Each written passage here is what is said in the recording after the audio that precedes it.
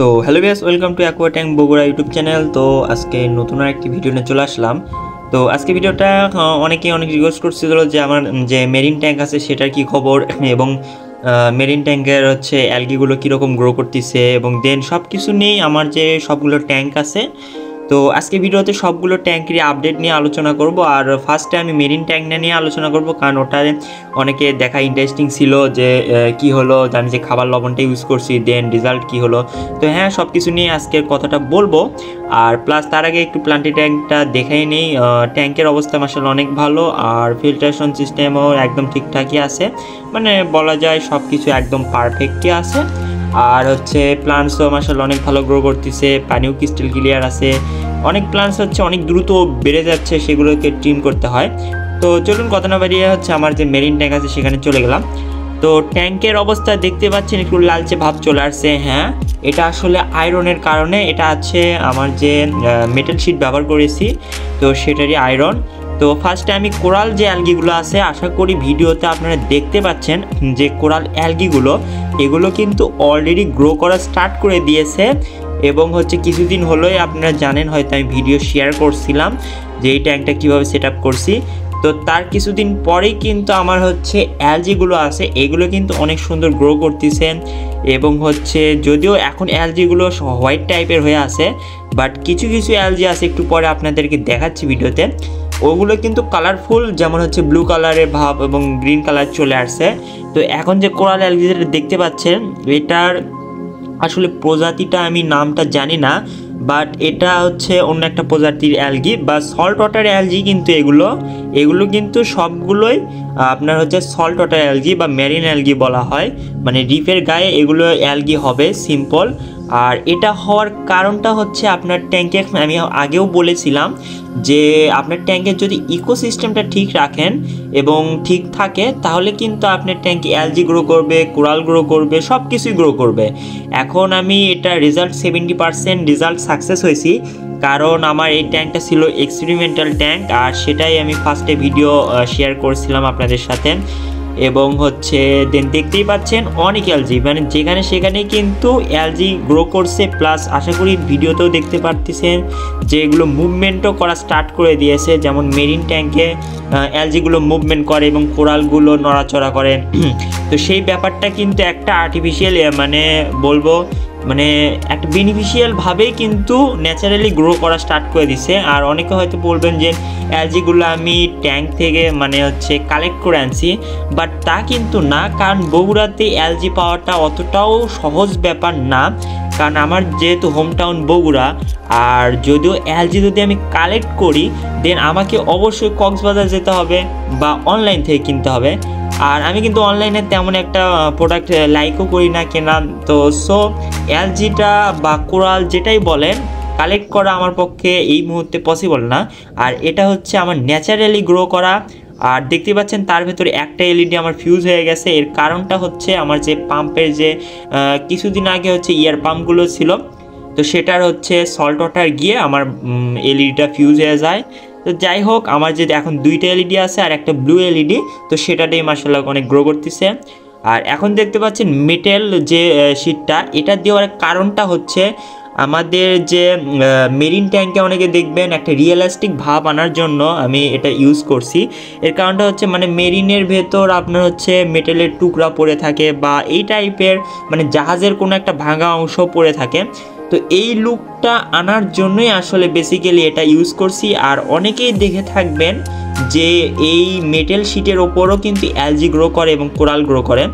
তো দেখতে পাচ্ছেন এখন যে কালারফুল যে অ্যালজিটা আছে, অলরেডি ভিডিওতে আমি জুম করে দেখাচ্ছি আপনাদের, এটা কিন্তু আমার যে ডেড কোরাল আছে, তো সেটার ওপরে কিন্তু একদম বাস্তব প্রমাণ।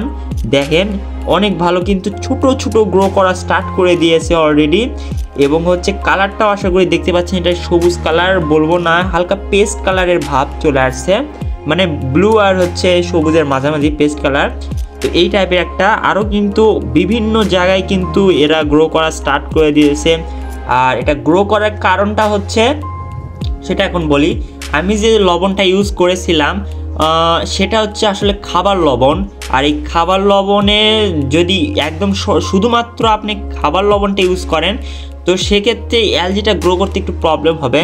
তো ট্যাঙ্কে আমি যে জিনিসগুলো মিক্স করছি বা বলতে পারেন যে আমার ট্যাঙ্কে ওয়াটারের ভেতরে আমি যে জিনিসগুলো মিক্স করছি আর সেই সব কারণেই কিন্তু আমি সাকসেসটা হয়েছি। তো সেটা এখন বলি কি কি ট্যাঙ্কে মিক্স করছি। তো সবাই জানেন আমি এই ট্যাঙ্কে 1 কেজির মতো খাবার লবণ মিক্স করছি, যেটা হচ্ছে এসিআইয়ের প্যাকেট পাওয়া যায়, মানে এসিআই ব্র্যান্ডের যে লবণটা আছে মানে খাবার লবণ। তো সেই লবণটা 1 কেজির মতো ইউজ করছি আমার 12 কিউব ট্যাঙ্কের জন্য। দেন ইউজ করছি আমার যে প্লান্টেড ট্যাঙ্কের যে ফার্টিলাইজার আছে, যেটা আমি আপনাদেরকে ভিডিও দেখাইছিলাম, মানে ইউরিয়া, তারপর হচ্ছে ম্যাগনেসিয়াম, ফসফরাস, ফসফেট, তারপর হচ্ছে সোডিয়াম, এই ধরনের যে ফার্টিলাইজারগুলো আছে যেটা খোলা এমনিতেই 15-20 টাকার কিনতে পাওয়া যায়। তো এই সারটাই আমি ইউজ করছি ট্যাঙ্কে, যেটা আমি প্লান্টেড ট্যাঙ্কের জন্য রেডি করছিলাম। মানে সপ্তাহে আমি যে একবার ফার্টিলাইজার ডোজটা দেই সেটা আমার এই রিপ ট্যাঙ্কেও কিন্তু একবার করে ডোজ দিছি। আর অনেকেই জানেন, যেটা একদম বাস্তব প্রমাণ, সেটা হচ্ছে ওভারডোজ ফার্টিলাইজারের কারণে কিন্তু অ্যালজিটা গ্রো করে অনেক দ্রুত। আর প্লান্টেড ট্যাঙ্কে কিন্তু ওভারডোজ ফার্টিলাইজারের কারণে কিন্তু অ্যালজি প্রবলেম দেখা যায়। তো ওই টেকনিকটাই আমি ইউজ করছি। আমি হচ্ছে অতিরিক্ত মাত্রার সার বা ফার্টিলাইজার যেটাই বলেন আমি আমার রিপ ট্যাঙ্কে ইউজ করছি। দেন সেই কারণেই কিন্তু আমি এই অ্যালজিটা গ্রো করতে সাকসেস হয়েছি। এটাই আসলে আমার মানে সিক্রেট টিপস বলতে পারেন, যে ওভারডোজ ফার্টিলাইজার, হ্যাঁ অতিরিক্ত মাত্রায়, যেহেতু এই ট্যাঙ্কে আমার এখনও ফিশ অ্যাড করিনি সেই কারণে হচ্ছে আমি 100% সাকসেস বলবো না, কারণ 70% সাকসেস বলতে পারি, কারণ এটাতে অ্যালজি গ্রো করতেছে মানে এটার ইকোসিস্টেমটা ঠিক আছে। আর যে ব্যাপারটা আছে সেটা হচ্ছে ওভারডোজ ফার্টিলাইজারের কারণে এই অ্যালজিটা গ্রো করছে। আর যেহেতু এই ট্যাঙ্কে এখনও ফিশ নেই, তো সেক্ষেত্রে কিন্তু আপনি যদি অতিরিক্ত মাত্রায় সারটা ইউজ করেন সেক্ষেত্রে কিন্তু কোনো প্রবলেম হবে না, কারণ হচ্ছে অ্যালজিগুলো কিন্তু আরও ভালো গ্রো করবে। প্লাস যখন ফিশ অ্যাড করবেন তখন অবশ্যই লিমিটের মধ্যে আপনার ফার্টিলাইজার ইউজ করতে হবে। এবং যে ফার্টিলাইজারটা আছে সেটাতে আমার ছিল হচ্ছে ফসফরাস, আপনার হচ্ছে ফসফেট, ডিএপি যেটা বলা হয়, ড্যাপ সার যেটাকে বলা হয়, ওটারও কিন্তু অনেক পাওয়ার। তো ওই ফার্টিলাইজারগুলো ইউজ করার কারণেই কিন্তু আমার এই অ্যালজিটা গ্রো করছে। এবং বাস্তব প্রমাণ দেখতেই পারলেন, আমার এটা কিন্তু বলা যায় 70% সাকসেসফুল হয়েছি আমার এই রিপ ট্যাঙ্কে। তো আপনারা যারা এইভাবে আমার যে আমি ভিডিওতে যেভাবে প্রসেসটা দেখাইছিলাম এইভাবে যদি আপনারাও রিপ ট্যাঙ্ক সেট আপ করতে পারেন, ইজিলি কিন্তু করতে পারেন আর অল্প খরচে। আর আমি যেসব ভিডিও করি এগুলো কিন্তু একদমই অল্প খরচেই করি। আর জাস্ট আমি হচ্ছে হাইগ্রোমিটার দিয়ে একটু চেক করে নিলাম।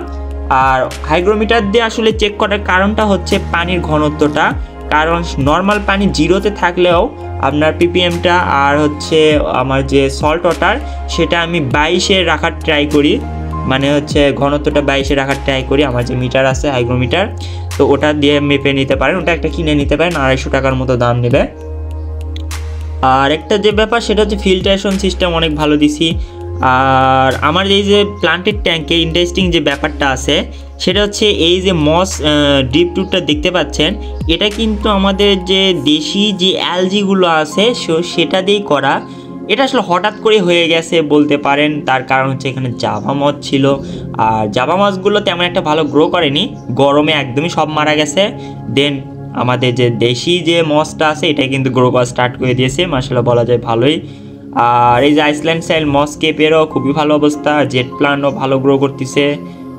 সব কিছু এটাতে একটু বেশি পানি দিতে হয়, এখন প্রচণ্ড গরম আর সেই কারণে একটু পানিটা বেশি দিতে হয়। আর ফিল্টার তো 24 ঘন্টায় রান করি, আর এলইডি আমি হচ্ছে 14 ঘন্টার মতো দেই, কোনো প্রকার অ্যালগি ফেস করিনি এখন পর্যন্ত। আর আমার যে মনস্টার ট্যাঙ্কের সেট আপ দেখতেই পাচ্ছেন, কিছুদিন আগে সেট আপ দিলাম। আর মনস্টার ট্যাঙ্কের হচ্ছে অস্কারটাও ভালো গ্রো, যদিও অস্কারের জন্য ট্যাঙ্কের সাইজ একদম ছোট হয়ে গেছে, বাট দিন দিন তো অস্কার অনেকটাই দ্রুত বড় হয়ে যাচ্ছে, যেহেতু লাইভ ফুড দেই। একে আমি ফিশ খাওয়াই, তারপর হচ্ছে কিছুদিন আগে আমি ব্যাং খাওয়াইছি, তো অনেক মজা করে খেয়েছে, বাট যদিও প্রবলেম হয়নি। দেন একটু রিস্ক ছিল, যদি আমার ফিশটার কিছু হয়ে যেত, মানে পয়জনার যদি কিছু ঢুকে যেত শরীরে, বাট বেঁচে গেছে আলহামদুলিল্লাহ। আর হচ্ছে অস্কারটা এমন পোষ মানে গেছে কি আর বলবো, মানে কাছে গেলেই হাতের কাছে চলে আসে, হাতে থেকে খাবার নেয়, এরকম একটা ভালো পজিশনে আছে, মানে অনেক একটা ভালো সম্পর্ক তৈরি হয়ে গেছে আমাদের ভেতর। আর আজকে কিছুদিন আগে আমি হচ্ছে ট্রাই করছিলাম যে হাতে খাবার নেওয়ার জন্য, আমি স্ক্রিনে শো করে দিচ্ছি, আমার হাতে কামড় দিছে, কামড় দিয়ে একটু হচ্ছে খাবার করে দিচ্ছিল। আর ট্যাঙ্কে এই যে আমার বাম পাশে যে ট্যাঙ্ক আছে এটাতে হচ্ছে জাস্ট একটা পোলার প্যারোটি রাখছি আপাতত। পোলার প্যারটটা একা হয়ে গেছে বাট লুকিয়ে থাকার ট্রাই করে। আর আমার যে প্লান্টসটা দেখতে পাচ্ছেন এটা হচ্ছে আমার গ্রো করতেছে শুধুমাত্র পানিতে। অস্কারে যে ট্যাঙ্ক আছে এই ট্যাঙ্ক থেকে পানিতে গ্রো করতেছে। তো এটা ছাদে বড় একটা গাছ ছিল, আমি তুলে এনে পানির মধ্যে বসাইছি, দড়িতে বাঁধায় রাখছি। এখন দেখা যাক গ্রো করতেছে। তো 3-4 মাসই তো হয়ে গেল। আর এই তো আমার বেটা ট্যাঙ্ক, যেটা কিছুদিন আগে আমি ভিডিও শেয়ার করেছিলাম। ট্যাঙ্কের অবস্থা ছিল একদম স্লো গ্রোথ, যেহেতু এটা লোটেক ট্যাঙ্ক। বাট হচ্ছে আমার যে ড্রাফট কী বলবো ড্রাফট লিলি যেটা আছে সরি, সেটা কিন্তু অনেক বেশি দ্রুত গ্রো করতেছে। পাতাগুলো অনেক সবুজ এবং স্টার গ্রাসগুলো অনেক ভালো গ্রো করতেছে, হেয়ার গ্রাসগুলো স্লো গ্রো করতেছে। আর একটা ডিপ রুট ইউজ করছি যেটা কিন্তু আমার কালেকশন করা, জঙ্গল ভ্যালি ইউজ করছি, আর কিছু লুইজারি পেন্স আছে এই আর কি। আর মাটির লেয়ারটা আমার 4 ইঞ্চির মতো দেওয়া আছে, আর হচ্ছে স্যান্ডেল লেয়ার দেওয়া আছে। তো এই ছিল আজকের ভিডিও, দেখা হবে কোনো নেক্সট ভিডিওতে। আমার চ্যানেলে যারা সাবস্ক্রাইব করেন লাইক কমেন্ট শেয়ার সাবস্ক্রাইব করবেন। টাটা।